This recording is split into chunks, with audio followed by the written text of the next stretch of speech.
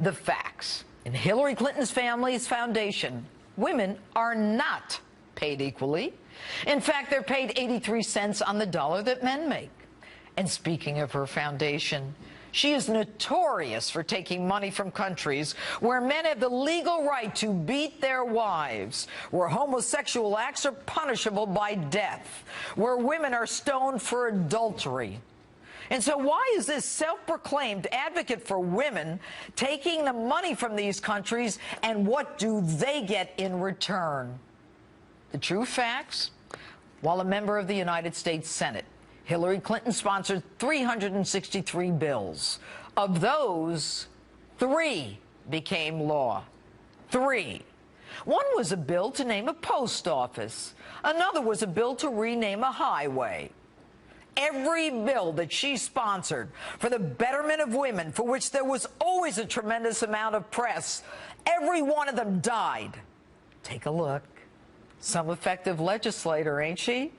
And that's a woman coming right out of the White House.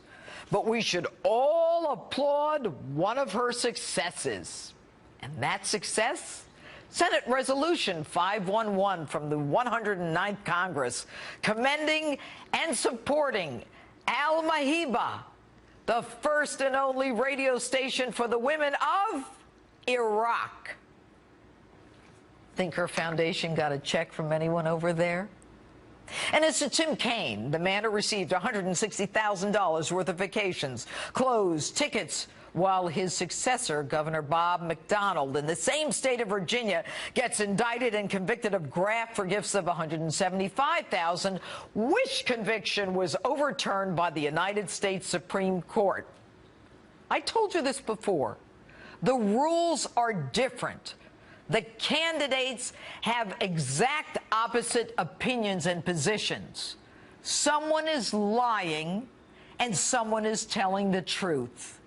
You've got a couple months to figure it out. And that's my open.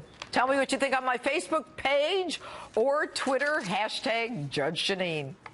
And with me now for reaction to my open and all the breaking news today, CPAC Chairman and Republican strategist Matt Schlapp and former aide to Democratic Senator Charles Schumer, Chris Hahn.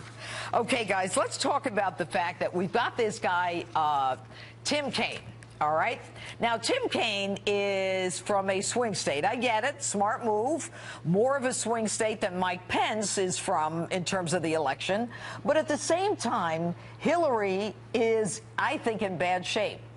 You've got the Bernie Sanders supporters who are now getting an idea of what's going on with WikiLeaks. And then she picks a VP who is far right, you know, talks about second-term abortions or third trimester abortions, TPP, drilling. This guy is more Republican than most Republicans. Careful, Judge. In a couple of weeks, you're going to be calling them wishy-washy liberals, so you might want to take that back and calm down on that one. You calm down and answer the question. Well, look, I like Tim Kaine. He wasn't my first choice. I was the only person in America calling for John Hickenlooper. Why not, Chris? Well, I like John Hickenlooper from Colorado. No. I don't care about Hickenlooper. Why? What don't you like about Tim Kaine? No, I like Tim Kaine a lot. I just think he's not a very exciting person, and I think when you're a VP candidate, your first job is to not harm the candidate. I don't see any way he's going to harm her. Plus, the fact that he speaks fluent Spanish and could go on the Sunday shows on Univision and other Spanish-speaking stations is a big plus for Hillary Clinton. He's going to be a very good person once he becomes vice president. He's going to be a going to do a good job governing.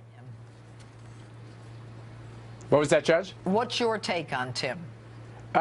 You know, I actually think he's a reliable liberal. He has a 0 congressional rating in our ACU ratings. I think as a governor of Virginia, you're right, he's been pretty moderate. But as a senator, he's been left-wing. But you know what's funny, Judge? He doesn't really get any credit because no one really knows him. And even in the state of Virginia, he has sub 50% approval ratings. He's at 43% approval in Virginia. That too. He's underwater, Chris, in his own home state. Yeah, I mean, that goes for the vice president on the other side, too. But that said, I think Tim Kaine is going to bring out the vote in Virginia. That said, and I said to Matt on Twitter a little while ago, that Virginia hasn't really been a swing state, and I don't expect it to be a swing state this year, and that's a big problem for Trump. All right, I want to move to WikiLeaks. Now, this is a real problem. You know, right now we're finding out that in the DNC, it appears that they tried to rig the system for Hillary against Bernie. Chris, answer this question going into the convention on Monday. All of these claims of unity, I don't think they're going to ring so true. Do you? I think it's going to be a very unified convention, and we've all worked on campaigns, all three of us. We all know passions run deep, and people want to support their candidate. No. They're talking about, and we're talking about the DNC chief financial officer, right, who talks about the fact my Southern Baptist peeps would draw a big difference between a Jew and an atheist, talking about his religion. Matt, you take it from there. Yeah, actually, they have a very serious problem here because it sounds like the chairman of the Democratic Party and the staff of the Democratic Party were actually taking steps to throw this to Hillary, which is going to abridge all kinds of internal rules at the DNC. I imagine there is, we aren't reading about it in the headlines yet, but there is warfare going on the Democratic side. You know, I think it was mostly, I can't help but smile, Chris. Couldn't happen to a nicer bunch of people. You know, it was mostly people talking back and forth on email. They didn't want a hostile takeover of the Democratic Party the way Chris, there was a hostile takeover of the Republican Party. Chris, hold on a second. You cannot deny that she is very, you know, iffy with those millennials, those Sanders millennials, and they believe that it was rigged, and they came out for her. It's not for Bernie. These are not regular voters. So now they hear that the DNC, in addition to the primary being rigged in terms of those people who are already primary, in terms of the superdelegates. Thank you. You know that now it looks like they're trying to turn it away from him, and they're trying to get some attention for negative attention against Bernie. You know what, Judge? I give millennial voters a lot more credit than that. I don't think they're just for Bernie. I don't think they're just for Hillary. I think they're going to make a decision based on the issues that are important to them. Okay. And what do you think, Well, I think this gives Donald Trump a tremendous opening. He is an outsider. This all stinks. What happened at the DNC, they were thrown it to Hillary. You had all these superdelegates, tons of superdelegates, and they voted to keep that system. I love it when Democrats actually act like the elitists and they think Republicans are elitists. And I think it means a lot of these voters who are sick of this are going to give Donald Trump a second look. It's a great opportunity for him. Judge, right. I like you both. I don't want you to get Chris your hopes up. We're running up against the clock. Thanks for joining us. Thank you. All right, and with me now, one of my favorite people to battle it out with, liberal radio show host Coco Sudak. Okay, Coco, did you hear my open? I did. Okay. What about the fact that in her term as a United States Senator, there were only 3 bills that she sponsored that passed, this self-acclaimed, you know, advocate for women. One was renaming a post office and the other renaming a road. What has she done for women? She's done an enormous amount for women. First of all, she's been the first woman in... Well, S-chip. Okay, that comes off her husband's coattails, Coco. Come on. The fact that she married a guy who became president doesn't mean she's an advocate for women. She pushed that. She started the department that looked at violence against women in the Justice Department. Okay, but look, she is not only an advocate. Are you kidding? I started the first domestic violence unit in the nation. I never heard that in my entire life. She's an advocate for all people and women. Okay, and she's done an enormous amount. She's a tremendous leader, and I think that you're going to love her as our president. Besides the adjectives, why don't you give me a fact or two? Say it again. Besides the adjectives that she's tremendous and wonderful, give me a fact. What has she done for women? Well, why does she take money from countries where beating your wife and marrying children is legal? She doesn't. She doesn't? She does not take money from those countries.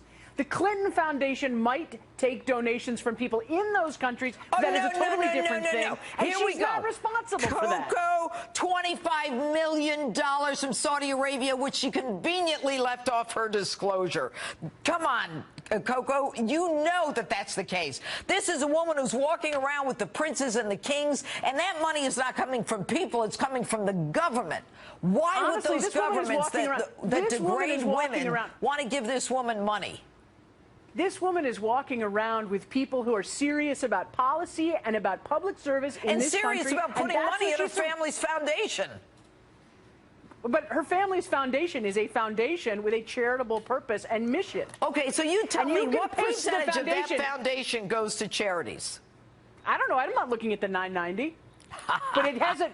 But wait a minute. But it has an A rating from Charity Watch.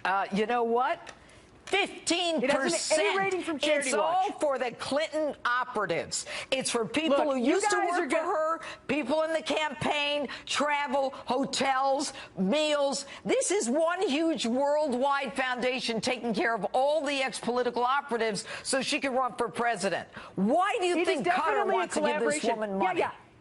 It's definitely a collaboration among people who have worked together in public service to continue to do their good works. They fund AIDS medications in Africa. Yeah, did you read about those AIDS medications? They fund entrepreneurial programs.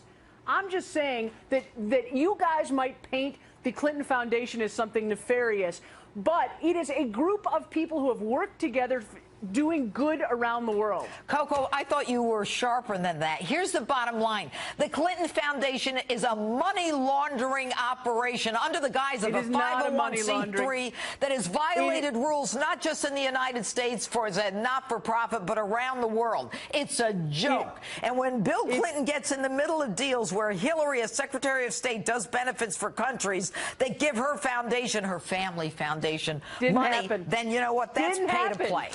Didn't happen. I know that PolitiFact has already said all those accusations are false. Who said that? PolitiFact. Coco Sudak, thanks so much. All right, and still ahead, longtime Republican insider Charlie Black is here to talk about the GOP ticket and the convention that just wrapped up. Plus,